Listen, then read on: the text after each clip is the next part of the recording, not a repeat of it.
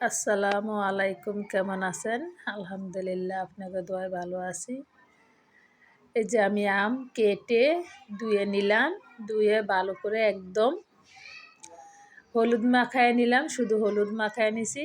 এখন এই যে আমটা রোদে দিব। এই যে আমি এখন ছাদে আনছি আমটা রোদে দেওয়ার জন্য। এটা এই ডালাটার ভিতরে একটু বেশি হয়েছে গা, এখন আবার এই ডালাটার ভিতরে আমি চিনিটার ভিতরে দিয়ে দিব। রোদে শুকায়া আমের আচারটা খেতে কিন্তু আরও অনেক ভালো লাগে। তেলের আচার, টক ঝাল মিষ্টি। এই যে এখন আমি এটার ভিতরে বিছাই নেব। তাহলে আমগুলা ভালো করে শুকাইলে কিন্তু 2টা রোদ লাগে। রোদে শুকায় যদি আমের আচারটা বানান, এটা খেতে খেতে আরও অনেক ভালো লাগে। আবার 1 বছর রাখা যায়।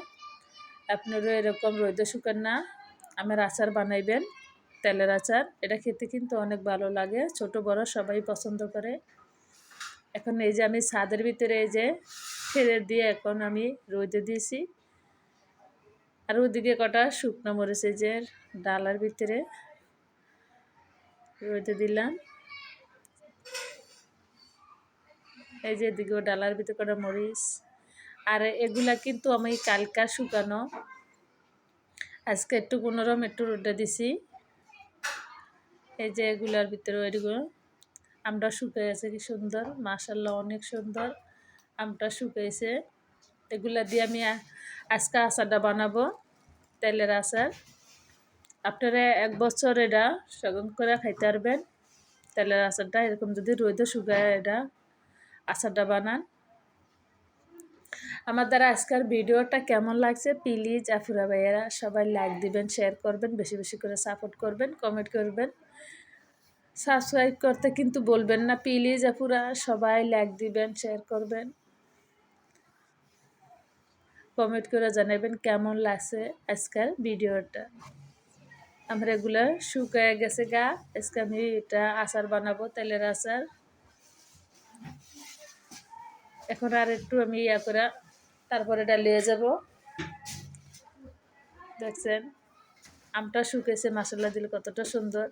আর ওই আমগুলা কিন্তু আমি আজকে রোদে দিছি কেটে, এটা আজকে কেটে রোদ দিছি। আর এটা কালকার শুকানো। এটা গেছে শুকনো মরিচ। এই যে আমি মরিচটা একটু রোদে দিলাম, ছাদও রোদে দিলাম। মাশাআল্লাহ দেখছেন কত সুন্দর ভিউটা, দেখছেন কত সুন্দর ভিউটা। এটা কিন্তু 6তলা ছাদ, ভিউটা কত সুন্দর, অনেক অনেক সুন্দর ভিউটা। ভিডিওটা কেমন লাগছে প্লিজ আপুরা সবাই লাইক দিবেন, শেয়ার করবেন, সাবস্ক্রাইব করবেন, কমেন্ট করে জানাবেন, আমাদের জন্য দোয়া করবেন।